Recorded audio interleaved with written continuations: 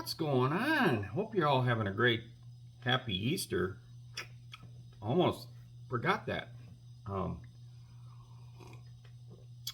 yeah. That's the good stuff. We got some coffee today, boys and ladies. So, what we're going to do here for Model Cars and Coffee is, if you watched my video yesterday on the Wizard Wax, I kind of clued in that I have a couple RC builds, but I have one that we definitely got to get going on, and I'm going to turn the box around and we'll show you what we got going. We're going to start putting it together. I'm sure me and the boys will kind of do a little private chat like we always do. We get a lot of building done, and I'm going to start working on this guy here, so until I have to go to family lunch. So let's turn this camera around and we'll show you what we got. Alrighty, so what we have here is a Mugen Seiki. This is the MBX 8TR. So this is the truggy version of the buggy that I have previously shown probably about a month or so, maybe 2 months ago, that I completed in the buggy version, Nitro 8-scaler. So I always run 2 classes when I go to these events for numerous reasons. One is definitely, the main one is the track time. So, and you can learn some like clutch tunings and endpoints and stuff like that you can learn from each vehicle. But so being I'm switching brands, we needed to switch the truggy over as well, and we got this. Now a lot of you guys, I think in today's RC age, or a good percentage of people now that may be watching this, have not built any of these RC things in kit form. So with the dominance of RTR stuff, the ready to run packages, a lot of people in the last, a little longer than 10 years have really chosen that route if they do go down the path of RC vehicles.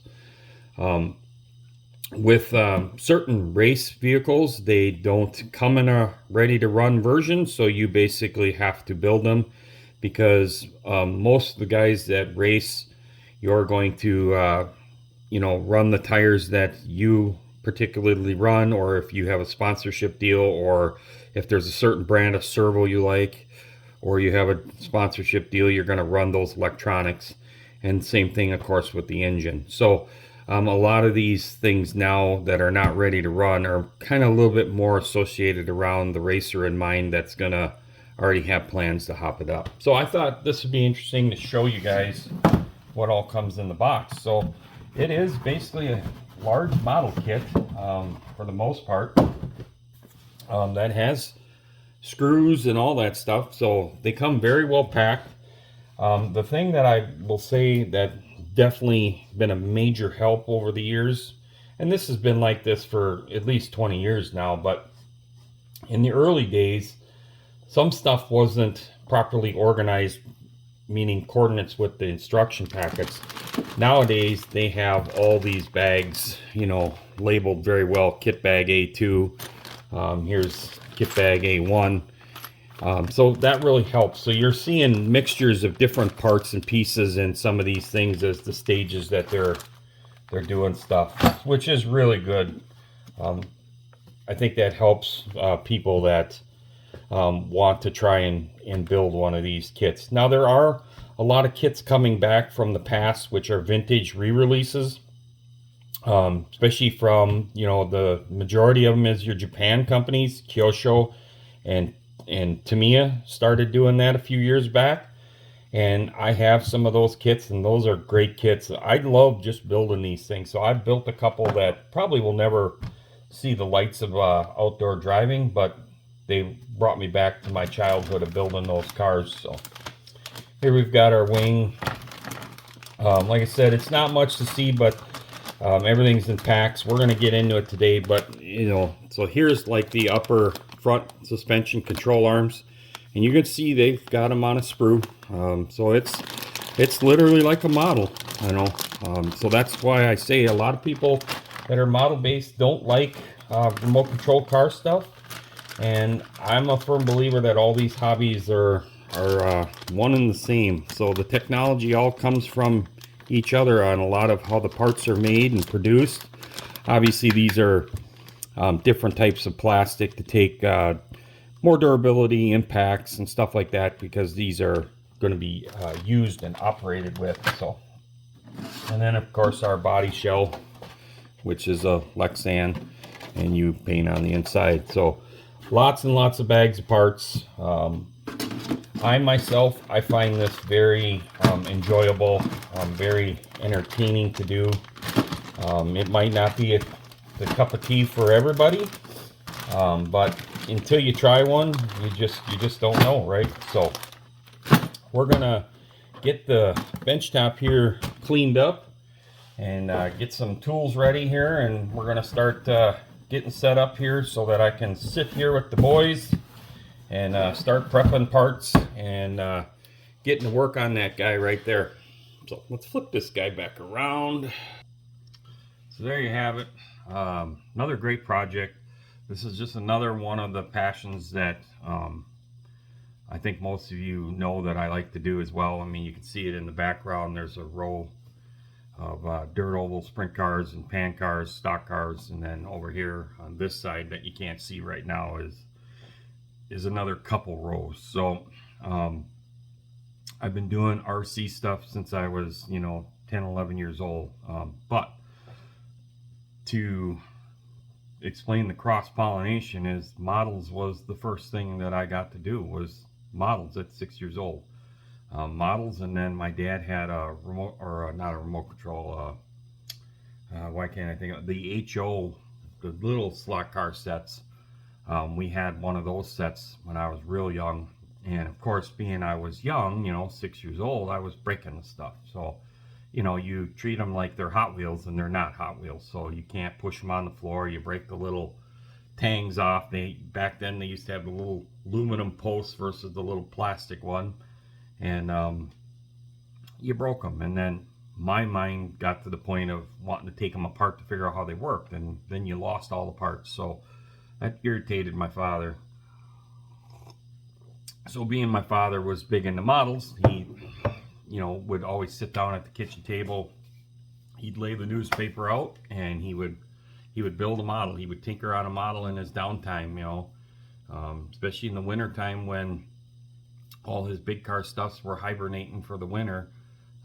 That's what he used to entertain himself. And then eventually us kids got the pleasure of sitting down with our father and building a model at the kitchen table, and it was a lot of fun. So both my parents, I owe credit to both my parents for one. My mother was a big art person. My mother put me through art classes and stuff, and she liked to canvas paint, and then she did like plaster Paris figurines and stuff like that, and clay and all that, and then you'd have to kiln it and cure it, and my mother was big into that. So between my mother and my father, they really instilled a lot of creative skills into us kids, and that's something that you got to cherish.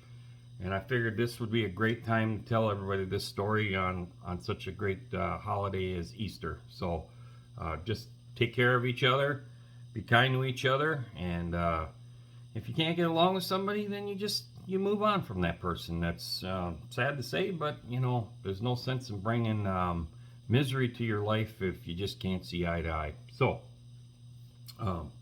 hope you all have a great time. Hope you all have fun and do something cool. So for me, that's this. We went from models, slot cars, we got an RC, and we're in all three now. So plus 1-to-1. That was the ultimate goal. So 1-to-1 stuff. So I enjoy all this stuff. I hope you guys all do too. I know there's a few of you out there that are very active in these other things that I'm very interested and passionate about, and I would definitely love to see more on your guys' channels as well of your other hobbies and stuff. In fact, that'd be a really great community question. Yeah, why don't we do that once? We'll turn this Model Cars and Coffee into a community question, and let's even see how many people watch this channel and how many people will even answer the community question. So, my community question is going to be, What other hobbies are you as passionate about as much as model cars? Or planes for that matter. Models, we'll just say models in general. What is it that you also do that is your passion? Now, you might have other forms of hobbies that are involved with the modeling that are a passionate hobby. So I'll throw an example out there because it's new to me, is the 3D printing for the last year or so. That literally is another hobby. So I could see that somebody could say 3D printing. But anyhow, so let's just leave it at that, and we'll go from there. I'm very interested to see how many people will actually answer this community question, and if you guys got pictures or whatever of your other hobbies, or you can show them, that'd be really, really cool to see. So I'm gonna get to this thing. I'm sure the boys are in the chat waiting. I gotta go. See you all in the next one. Have a great Sunday, everybody, and peace out.